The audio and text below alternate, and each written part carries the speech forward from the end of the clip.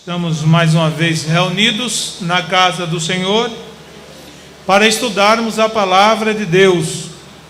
Estamos com o texto de 1 Tessalonicenses, capítulo 5, versículos 12 a 28.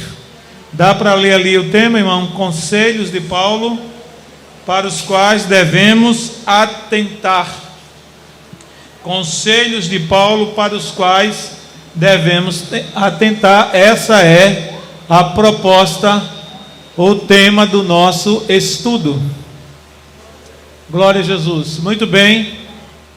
A princípio nós trouxemos, digo que já trouxemos porque tivemos a oportunidade de iniciarmos esse estudo há algumas semanas atrás, mas dado outras reuniões diferentes deste culto, na sexta-feira, como a Santa Ceia, por exemplo, não prosseguimos. Então vamos fazer uma recapitulação para darmos continuidade. O tema, conselhos de Paulo, para os quais devemos atentar, são conselhos que ele registrou nos últimos versículos que estão no capítulo 5 da sua primeira carta aos Tessalonicenses. Conselhos importantes e até necessários, porque dizem respeito à vida cristã. Sabemos, irmãos, que a vida cristã, ela não é norteada por outra coisa a não ser pela palavra de Deus. Amém, amados irmãos?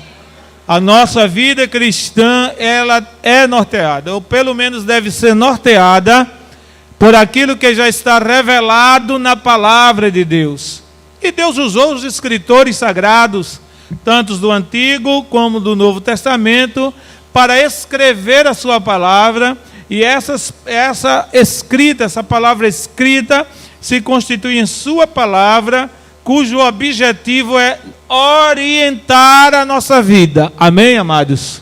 Orientar a nossa vida. Não temos outra orientação mais segura em nenhum outro lugar, a não ser na palavra de Deus. Portanto, o crente que tem compromisso com o Senhor, sempre vai atentar para o que a sua palavra aconselha. E nada melhor do que nós estudarmos esses versículos, que são conselhos que Paulo dá através desta carta, ou por meio desta carta, aqueles crentes lá do primeiro século e que, naturalmente, também servem para os crentes do século 21, os crentes da atualidade. Louvado seja Deus. Amém?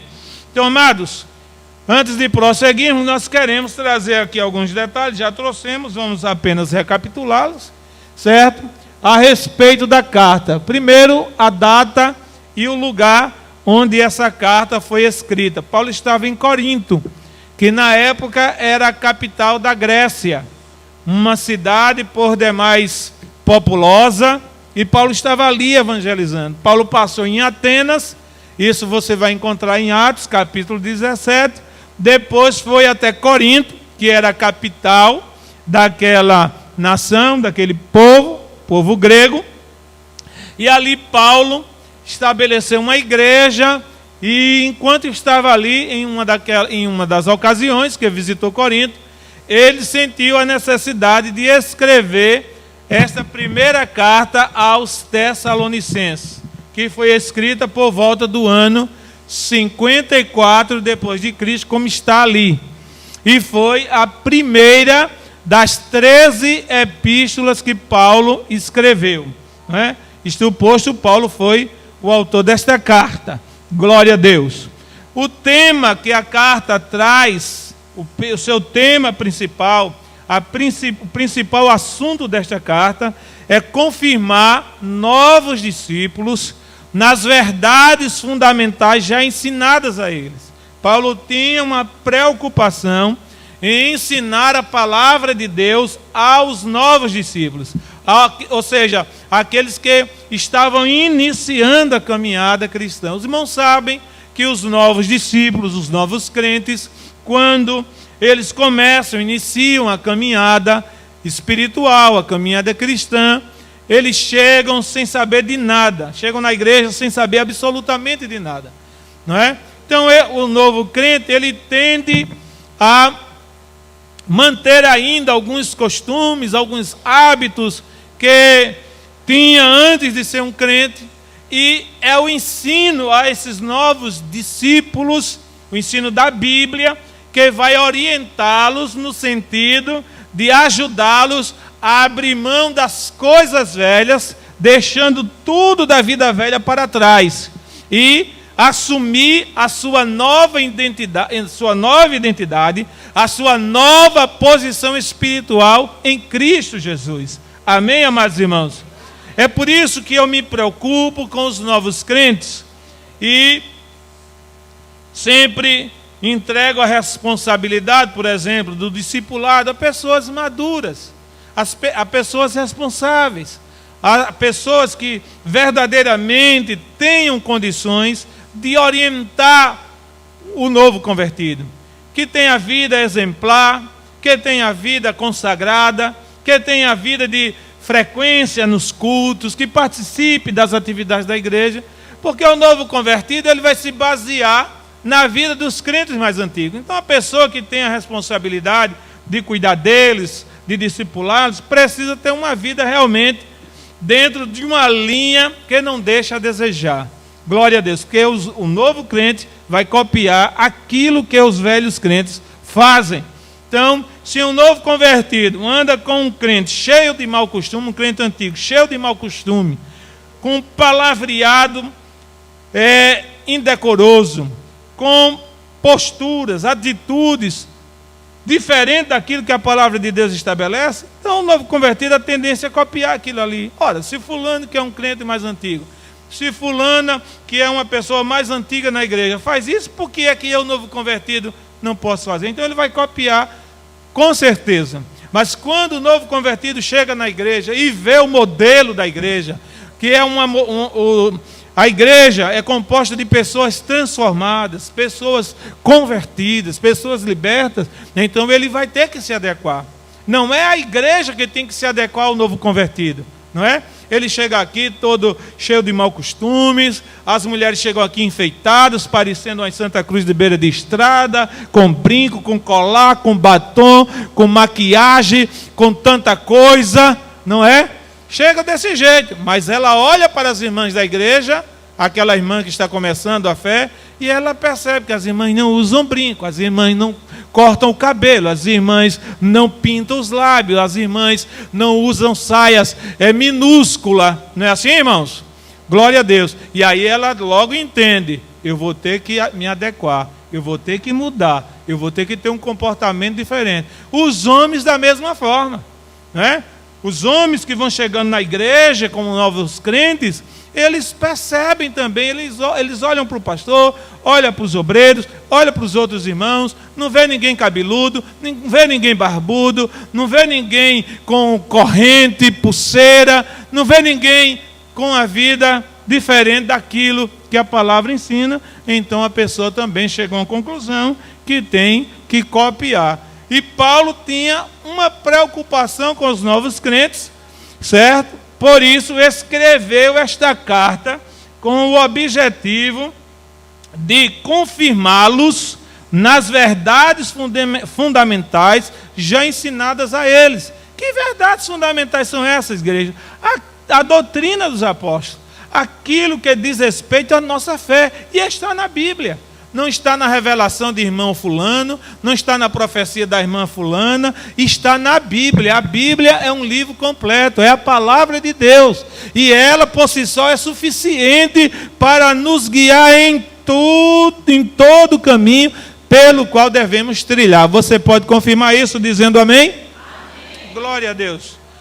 Mas Paulo também tinha como objetivo, ao escrever esta carta, exortar aos novos convertidos que estavam na cidade de Tessalônica, uma cidade pagã, gentia, não era do país de Israel, a permanecer em santidade e também proporcionar consolo aos que já haviam morrido no Senhor. Glória a Deus. Ou seja, aos parentes daqueles que já haviam morrido no Senhor. Porque haviam muitos novos crentes em Tessalônica, alguns daqueles crentes morreram, e os seus parentes ficaram desesperados, sem saber, não é, o destino, o que ia acontecer com aqueles crentes que haviam partido para a eternidade. E Paulo então teve a preocupação de orientar, e é aquele texto clássico que é muito lido em cerimônias fúnebres, que está em 1 Tessalonicenses, capítulo 4, versículos 13 a 18,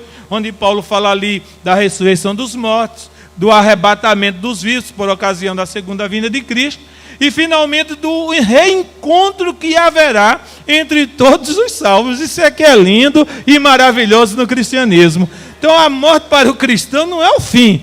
Por isso que Paulo diz: consolai-vos uns aos outros com estas palavras. Se consolem, fiquem tranquilos. A ausência não é definitiva, a ausência é passageira. Vocês vão se reencontrar, nós vamos nos reencontrar, não mais neste mundo, mas na glória celestial, onde Cristo estará juntamente conosco a nos guiar. Amém, amados? Então Paulo também falou sobre isso, afora a questão da santidade, que ele fala. E essa questão da santidade, a doutrina, né? A doutrina da santificação, é uma doutrina bíblica acerca da necessidade da santificação do crente. Também Paulo falou sobre ela. A santificação não começa no exterior.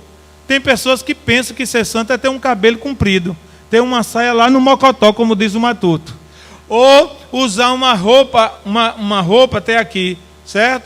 Ou andar cabisbaixo, né? Sem olhar nem para o alto, certo? Tem pessoas equivocadas que pensam que a santidade necessariamente está no que se vê. Não, senhor, não, senhora. A santidade está no interior do crente, lá na alma, no coração do discípulo, da discípula do Senhor Jesus. É lá que ela está. Agora, se eu sou santo interiormente, obviamente, naturalmente, que eu vou exteriorizar isso. Através de quê? Da minha forma de vestir, da minha forma de falar, da minha forma de proceder, de me relacionar com as pessoas, sejam crentes ou não. Então as pessoas vão perceber em mim santidade, vão perceber em você, na irmã, no irmão, santidade. Essa pessoa é diferente. É diferente por quê? Porque ela é uma pessoa santa, é uma pessoa santa. Não é? Então Paulo também falou acerca, nesta primeira carta, acerca da doutrina da santificação. Amém? Agora, amados irmãos, é interessante que em Atos capítulo 17, versículos 1 e 9, nós vamos descobrir que esses ensinos que Paulo ensinou pessoalmente quando estava na igreja em Tessalônica, na cidade de Tessalônica, ensinou aqueles novos crentes, isso ocorreu apenas em um período de 30 dias. Paulo ensinou praticamente todos os dias essa doutrina a eles, porque Paulo fundou a igreja, plantou aquela igreja lá em Tessalônica, mas ele tinha necessidade de seguir adiante, levando a mensagem do Evangelho. Paulo não era um missionário que ficava circunscrito a um campo missionário apenas, ele era um homem das nações. Paulo era um homem do mundo, ou para o mundo. Então ele tinha urgência, e por isso, em razão disso, ele doutrinou a igreja durante um período de 30 dias, um período relativamente curto para ensinar tanta doutrina. Mas, irmão, quando o Espírito Santo de Deus coopera com o pregador, com o mestre da palavra, na ministração da palavra de Deus, não tenhamos dúvida que o Espírito Santo vai aplicando a palavra no coração das pessoas e o ensino bíblico nunca sairá daquele coração. A pessoa pode até se desviar do Evangelho, mas não esquece. Está lá plantado, arraigado, porque é a palavra de Deus. Amém? Então Paulo, por necessidade, 30 dias, ele correu contra o tempo e ensinou muita coisa àqueles novos discípulos. Um outro ponto que nós colocamos aqui, é um detalhe interessante, ou dois detalhes, é que este livro é o 50º livro da Bíblia, em ordem cronológica, como se encontra em nossa Bíblia. É o 52º livro. De Gênesis até 1 Tessalonicenses, é o 52º livro. Porém, este livro aqui foi o primeiro livro do Novo Testamento a ser escrito. Se tivéssemos que seguir a ordem cronológica, da escrita de cada livro do Novo Testamento, a primeira carta de Paulo aos Tessalonicenses seria o primeiro livro do Novo Testamento e não o Evangelho de Mateus. Agora, aqueles que tiveram cuidado de organizar a Bíblia, quando foi formado o seu cânon, certo? A relação desses 27 livros, então eles colocaram em primeiro lugar os evangelhos, pois eles tratam a respeito da vida de Jesus, colocaram depois em segundo plano o livro de Atos, que trata a respeito da história da igreja, e aí em seguida segue o bloco de epístolas, que trata sobre a doutrina ou o ensino que o crente deve praticar na sua vida cristã. Amém, amados? E finalmente lá no fim do Novo Testamento, encontramos o Apocalipse, que verdadeiramente foi o último livro a ser escrito no período do Novo Testamento, por volta do ano 100 depois de Cristo. Foi o último livro do Novo Testamento e é o livro que trata a respeito das coisas finais e da eternidade. Muito bem, passados esses detalhes, vamos seguir adiante. Nos versículos 12 a 14, você está com a Bíblia aberta? Quem está com a Bíblia aberta aí? Nos versículos 12 a 14, nós vamos encontrar o primeiro bloco de conselhos relacionados aos obreiros. Conselhos voltados aos obreiros, no sentido da igreja para com os obreiros. Vamos ler esses versículos, irmãos, podem ler, por favor? Tem água por aí? 12 a 14, leiam, por favor.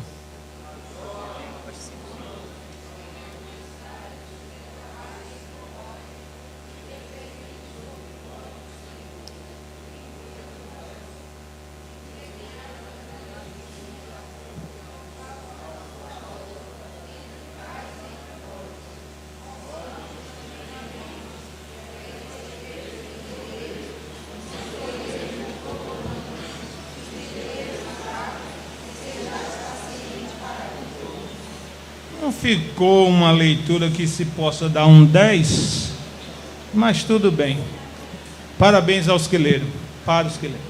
Glória a Deus. Então no versículo 12, Paulo diz, ou aconselha, e rogamo-vos, o verbo rogar está aí no plural, porque não só foi Paulo que escreveu esta carta, ou seja, Paulo não estava só por ocasião desta carta. No versículo 1 do capítulo 1 da carta, aparecem junto a Paulo, Silvano e Timóteo, que eram dois obreiros da equipe de Paulo. Então Paulo diz, e rogamo-vos, irmãos, que reconheçais os que, irmão? Os que trabalham entre vós, e que presidem sobre vós no Senhor, e vos ademoestam. Nós já passamos por aqui, estamos apenas recapitulando, certo? Então Paulo começa recomendando ou aconselhando a igreja a reconhecer o trabalho dos seus líderes. Paulo não está aqui dizendo que a igreja lá fosse subserviente aos líderes, que a igreja bajulasse os líderes, que a igreja vivesse a paparicar os líderes dela. Não. Paulo está pedindo ou aconselhando que a igreja reconheça o trabalho dos líderes, o trabalho espiritual, porque os irmãos imaginem, vocês talvez nem todos tenham uma ideia do que é o trabalho espiritual que os obreiros da igreja do Senhor desenvolvem para com a igreja, ou em função da igreja. Glória a Deus. Não é só estar aqui no púlpito a cada semana ministrando, pregando isso e aquilo. Não, Senhor. Não é só estar nas portarias, não é só estar fazendo esse ou aquele trabalho espiritual, mas é toda uma responsabilidade que pesa sobre a igreja, sobre os obreiros que Cristo tem chamado para cuidar do seu povo. Isto posto, meus irmãos, os obreiros, eles trabalham, eles em função da igreja, eles vivem para a igreja, não é? O bom obreiro é aquele que sempre tem a igreja diante de si, sempre visualiza o bem-estar espiritual da igreja. Quando alguém falta, quando alguém adoece, quando alguém está fraco, o líder está então aí sempre a procurar essas pessoas, não é? E Paulo recomenda que os crentes naquela cidade reconheçam o trabalho dos líderes, não é? Reconheço o trabalho dos líderes, porque é um trabalho importante, e o fruto desse trabalho, me escute bem, o fruto desse trabalho não só aparecerá aqui, enquanto estivermos no mundo. O fruto do trabalho que os líderes realizam para com a igreja, dos obreiros do Senhor, ele também se transportará para a eternidade. O fruto desse trabalho vai aparecer lá. Amém, irmãos? Amém, igreja? Amém. Então, os líderes trabalham, servindo a igreja, orando por ela, orientando, aconselhando, visitando, apoiando, defendendo, evangelizando, enfim, fazendo todo o trabalho que um obreiro tem que fazer. É um trabalho que nem sempre alguém reconhece. E eu sempre digo, vez por outra estou ministrando para obreiros, grande número de obreiros, e eu digo para eles, não trabalhem pensando em reconhecimento humano, porque esse reconhecimento nem sempre vem. Você trabalha esperando o reconhecimento da parte de Deus. Amém, amados irmãos? Agora, bem-aventurado feliz é o crente que sabe reconhecer o trabalho do seu pastor, dos seus presbíteros, dos seus obreiros, especialmente quando esses obreiros correspondem à expectativa da igreja. Glória a Deus, não é? Tem pessoas que precisam perder o pastor que tem, ou um obreiro que tem, para saber o valor que ele tinha. Eu trabalhei numa igreja, e alguém depois me procurou, depois que saí daquela igreja, e essa pessoa disse: pastor, eu agora estou sabendo o valor que o senhor tem. Agora sei o valor que o senhor tem. Quer dizer, reconheceu tarde demais. É tão bom quando você reconhece o trabalho enquanto pode reconhecer. Porque fazer elogio depois que sai, fazer elogio depois que a pessoa está morta, não serve, irmão. Não é? É como aquela mulher que o marido morreu, ela se debulha em lágrimas, mas era tão bom, era maravilhoso, era uma bênção. E agora, em vida, nunca disse isso para o marido. Precisou o marido morrer para ela dizer. Da mesma forma, o esposo, minha esposa, e agora como é que eu vou ver essa mulher a tudo e tal. Nunca disse isso em vida para ela. Nunca disse, não é? Então, da mesma forma, pode se aplicar aos obreiros do Senhor. Mas vamos adiante, vamos ao versículo 13. E que os tenhais em grande estima e amor. Por causa de quê, amados? Por causa da sua obra. A obra que os obreiros realizam é o testemunho vivo que leva ou que deve levar os crentes a reconhecer o trabalho deles. O trabalho, a obra que eles estão fazendo é uma obra espiritual. É uma obra que tem grande valor espiritual. Louvado seja o nome do Senhor. Estamos falando rapidamente por causa do tempo também, porque já falamos sobre eles. Esses versículos, estamos apenas recapitulando. Versículo 14. Rogamo-vos também, irmãos, que admoesteis a quem? Os desordeiros. Rogamo-vos também, irmãos, que admoesteis os desordeiros, consoleis os de pouco ânimo, sustenteis os fracos e sede paciente para com todos. Aqui esse é o trabalho que os obreiros fazem.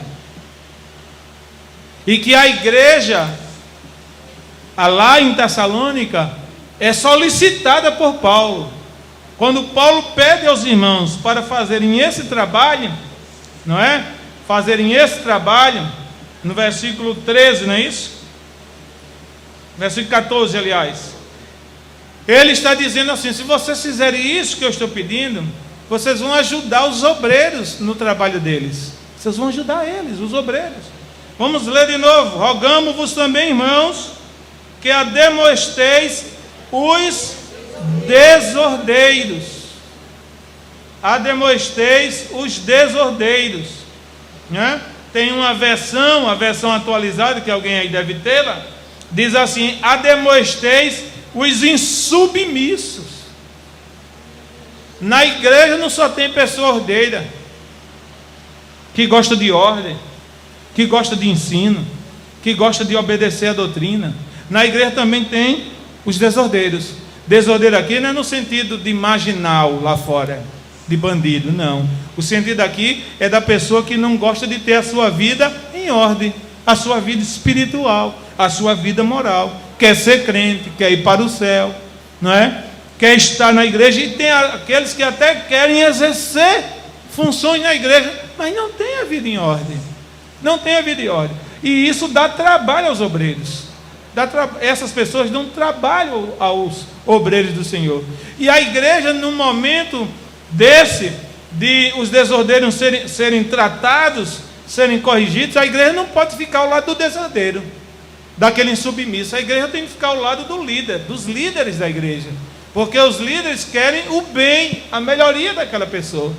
Mas tem pessoas de dupla personalidade que na igreja até dizem amém, até aprovam aquilo que está sendo ensinado, mas quando se encontra com o desordeiro, com o insubmisso particularmente, e você está certo, irmão.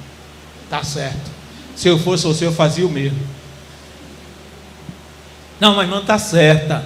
É isso mesmo, o pastor está errado. Não, o irmão está com razão. O pastor é que não está certo. Certo?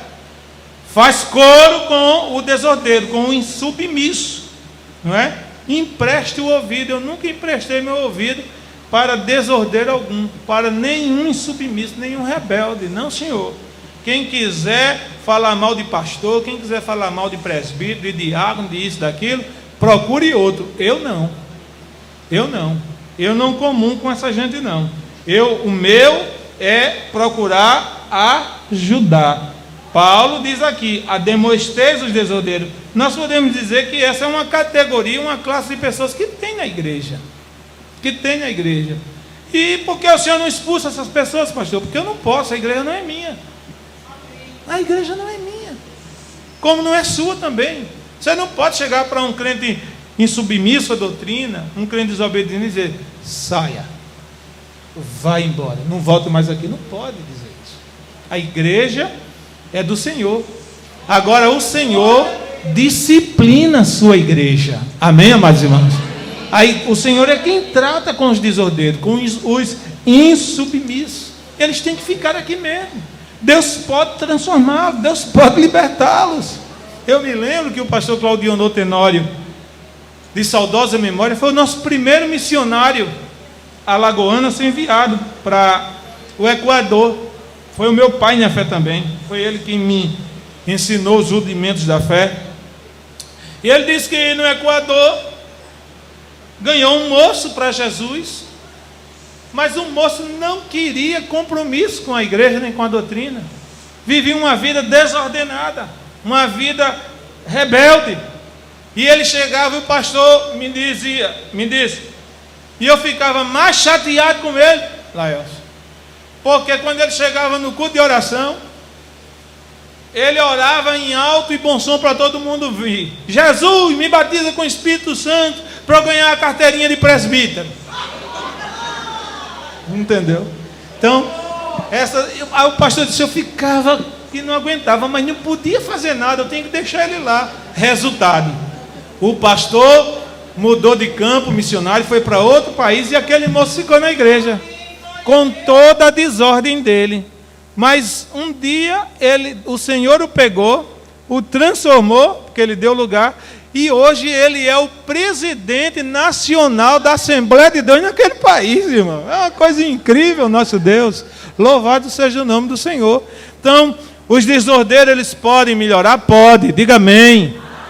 Se você tem um filho em casa, uma filha, jovem, adolescente, um marido rebelde, uma mulher rebelde, mesmo que se queixe de ser crente, não diga que essa pessoa não é crente, não. Pelo amor de Deus, diga: fulano, tu é crente.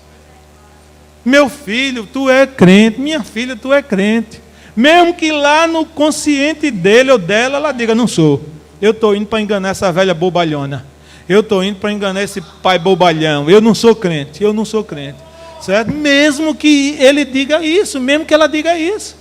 Mesmo que o seu marido, dizendo que é crente, faça aquele corpo mole, sem querer vir, fique para lá, de bermuda, assistindo televisão, na hora que você vem para o culto, não diga que ele não é crente. Ele é crente. Fique orando por ele. Deus vai tratar com ele. Deus vai tratar com ela. Deus vai fazer a obra na vida dele, não tenha dúvida. Nem que tenha que botar um câncerzinho nele, nem que ele tenha que perder o emprego, nem que ele tenha que ficar preso, parapléxico, sei lá o quê. Deus tem tantos mecanismos para trazer gente desobediente para dentro do prumo da realidade que ele quer. Deus tem. Amém, amados irmãos? Não é você, querido, que vai converter seu filho, sua filha, seu marido, sua mulher, seu vizinho, seu amigo. Não é você. É o Espírito de Deus através da palavra de Deus. E Paulo, não é? Diz: admoesteis os desordeiros. Admoestar significa repreender moderadamente de alguma falta, mas com firmeza, para que não haja reincidência. Certo? Você vê o erro do seu filho, vê o erro da sua filha, vê o erro do seu cônjuge, vê o erro do seu companheiro de igreja, da sua companheira de igreja, você o ama, você a ama, mas você não concorda com o erro dele nem dela. Você corrige, você admoesta, você repreende com carinho, repreende com amor, não é dizendo tenha vergonha, seu safado, seu descarado, não é assim não. É com amor, é com carinho, é com paciência que Deus vai completar a obra. Você diz amém por isso, irmão? Vai completar a obra, sim, senhor. Não tenha dúvida disso.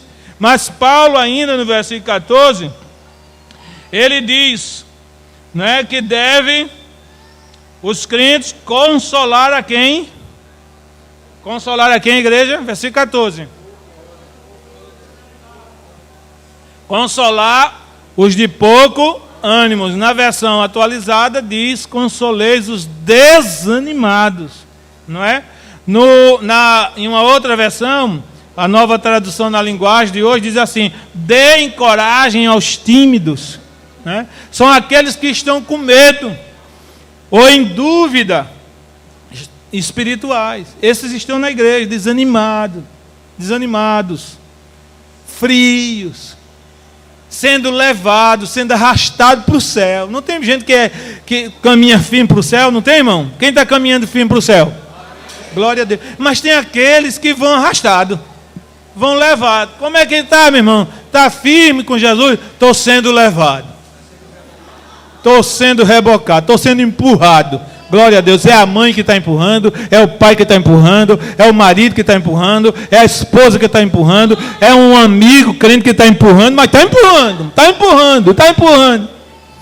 Porque, amados irmãos, quem está desanimado não precisa de um dedo para acusar, não, precisa de uma mão para levantar. Amém, amados irmãos? Uma mão amiga, uma mão encorajadora. Você passa na casa um dia como hoje, que é dia de doutrina. Você vai passando na casa de um crente, vê ele lá na janela, vê na porta, vê não sei onde, ou mesmo que não veja, para na casa dele, para na casa dela. Meu irmão, minha irmã, paz do Senhor, vai para o culto. Sei não, estou pensando. Não, sei lá, parece que vai a cabeça doer. Meu irmão, levante a sua cabeça, vamos para o culto. Deus tem uma palavra para você. O Senhor quer renovar a tua vida. Vamos lá orar, vamos cantar. Irmão, levanta-se aí dessa frieza, deixa isso para lá. E aí o crente ouve aquela palavra, aquela injeção de ânimo, glória a Deus, daí a pouco troca de roupa, se anima e vai para o culto. E no culto Deus fala com ele, no culto Deus renova ele, no culto Deus abençoa ele, não é assim? E ele volta para casa pisando em brasas de fogo, glorificando o nome do Senhor, dizendo: graças a Deus que eu fui para o culto, graças a Deus que eu fui para o culto. Amém, amados? Glória a Jesus. Consoleis os desanimados. Mas o versículo ainda diz o quê? Sustentei a quem? É outra categoria de pessoas, de crentes que temos na igreja. Os crentes fracos. Os crentes fracos. Aqui não são os rebeldes. Aqui são os fracos. Há diferença entre crente rebelde e crente fraco. O crente rebelde é aquele que se insurge contra a doutrina, contra a igreja, contra o pastor. Certo? O crente fraco é aquele que, mesmo reconhecendo que tudo é certo, a doutrina é boa, a igreja é maravilhosa, glória a Jesus, e que o pastor está certo no seu trabalho, ele está fraco, ele está detido, ele está parado, não é? A Bíblia King James, ao invés de dizer, como diz aqui, sustenteis, ela diz assim, ampareis os fracos. Amparar os fracos. Quem está fraco precisa de um ombro amigo. Quem está fraco precisa de que, igreja? Um ombro amigo. Precisa de uma pessoa para ajudar. Glória a Deus. É bem verdade que tem crente que nunca está forte. É como o Guiné, só canta a cantiguinha do Guiné. Estou fraco, estou fraco, estou fraco, estou fraco, estou fraco, estou fraco. Não é? A conversa dele é que está. Como é que está, meu irmão? Estou fraco, pastor. Como é que vai? Eu estou tão fraquinho. Glória a Jesus. Em São Paulo, tinha uma irmã que tinha o costume de dizer que era fraca. Sou fraca, eu estou fraco. Como vai, irmão? Estou fraco. Olhe por ela está fraca. E um dia aquela irmã fraca foi para o culto. E o demônio pegou lá um desobediente. E o demônio caiu lá e foi o maior furdunço. O pastor desceu da plataforma, foi expulsar o demônio. E aquela irmã fraca estava lá na roda, né? Olhando o desfecho daquela situação. E aí o pastor se dirigiu ao endemoniado, foi expulsar o demônio. E o demônio disse, eu vou sair. Ele vai sair, mas vai entrar no crente mais fraco que eu tiver aqui. E ela estava. Aí gritou, Jesus, eu sou forte, Jesus, eu sou forte. Fez lá um sapateado e sou forte. Nunca mais ela quis dizer que era fraca. Mas verdadeiramente tem aqueles que são fracos. São fracos. Fracos na fé, fracos no ânimo, fracos na determinação de servir ao Senhor. Tem dia que amanhece pisando em brasa e cuspindo fogo, cheio mesmo, canela de fogo. Tem dia que está uma barra de gelo. Como é que está, meu irmão? Sei lá se vou, sei lá se fico. Glória a Jesus. Nós precisamos olhar para esses que são fracos também. Amém, irmão? E lhe dou uma palavra de Deus: não alimente a fraqueza de quem é fraco, senão você vai ajudá-lo a matar, vai ajudar a matá-lo. Dê uma palavra de ânimo, dê uma palavra de consolo, de encorajamento. Sustenteis a quem? Os fracos, não é? Abra aí sua Bíblia em Hebreus 12:12. Veja aí o que o escritor sagrado diz a respeito de ajudar os fracos. Glória a Jesus. Hoje você está forte. Hoje você não precisa de ajuda de ninguém, mas a fraqueza pode bater na sua porta sim. Ela pode não somente bater, como chegar e ficar. E você que vivia em cima no monte, ir para o vale, e lá no vale você desanimar, você fraquejar. Veja o que diz a palavra. Portanto, tornai a levantar o que, irmãos? As mãos cansadas. Isso aqui é no sentido espiritual. Mãos cansadas espiritualmente. Louvado seja o nome do Senhor. Tornai a levantar as mãos cansadas e os joelhos desconjuntados. Uma pessoa que está com o joelho desconjuntado, o joelho fora do lugar, ela anda, irmão? Tem que ser carregada, sim ou não? É isso que Paulo está dizendo aqui. É isso que a palavra de Deus diz para você. E para mim também. Que nós temos que carregar os que estão com os joelhos desconjuntados. Não é fácil. Não é fácil você carregar uma pessoa espiritualmente a vida toda. Mas para você ver aquela pessoa no céu, você paga esse preço em nome do Senhor Jesus. Amém? Você ora todo santo dia por ela.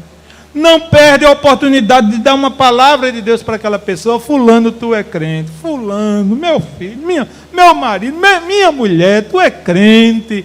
Vamos viver uma vida de crente e tal. O que é isso? É carregar.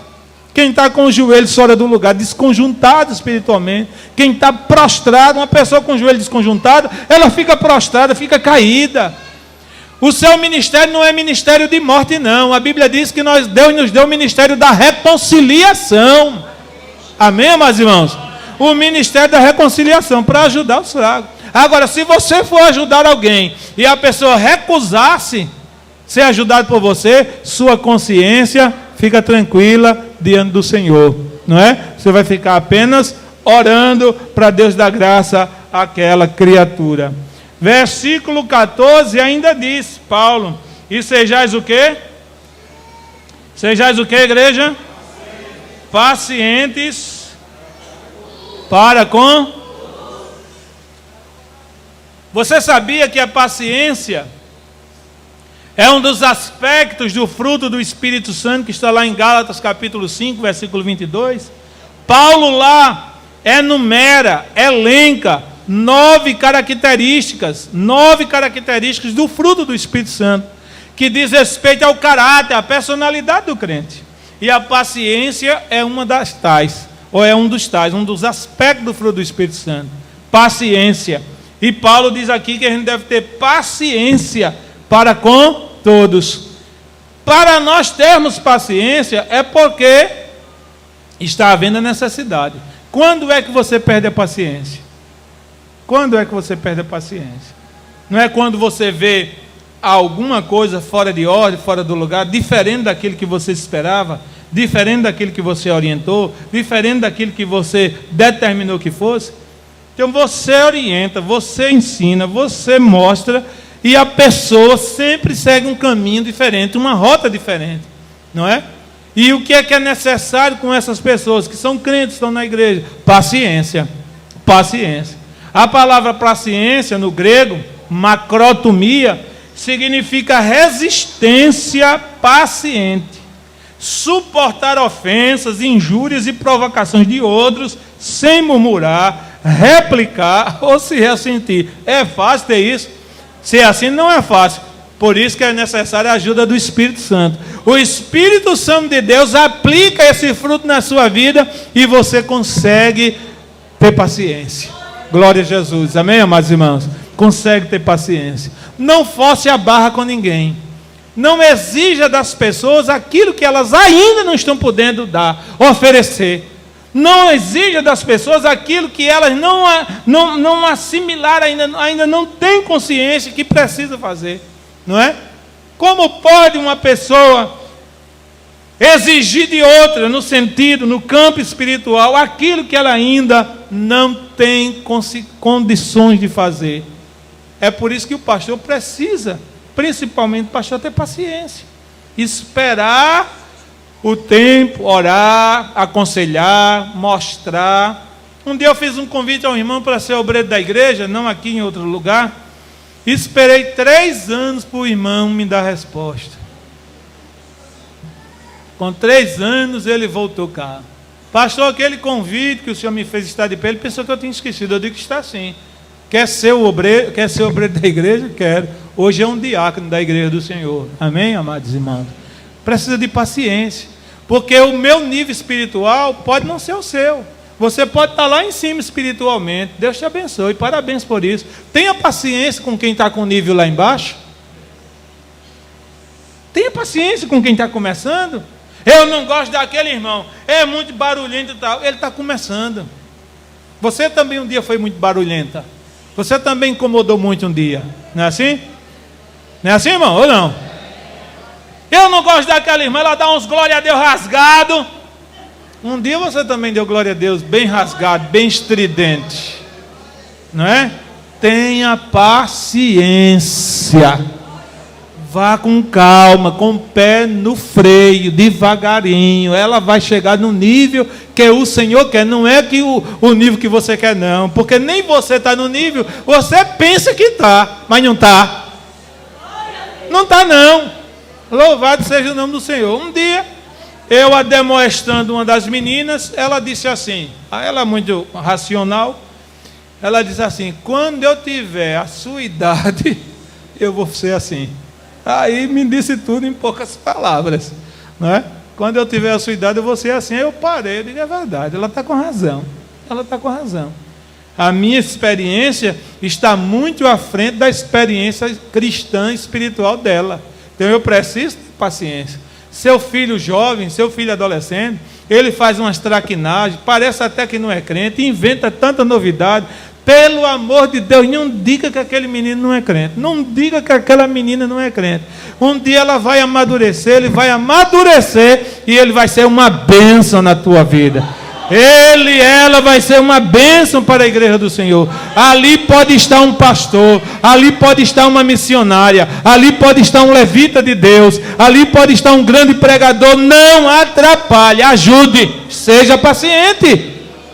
Amém, amados irmãos? E tem pessoas que não são pacientes e querem que o pastor também não seja. O senhor não está vendo isso não? Estou, sim, que eu tenho 2 olhos.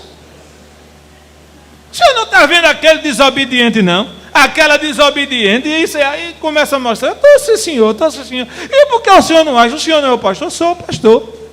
Mas eu preciso esperar os frutos. Ele é ensinado, ela é orientada, é doutrinado, é doutrinada. O fruto, se ele for um filho da salvação, o fruto vai nascer, o fruto vai ser gerado e ele vai se enquadrar no caminho. Amém, amados irmãos? Glória a Deus. Amém. Vamos parar por aqui no versículo 14.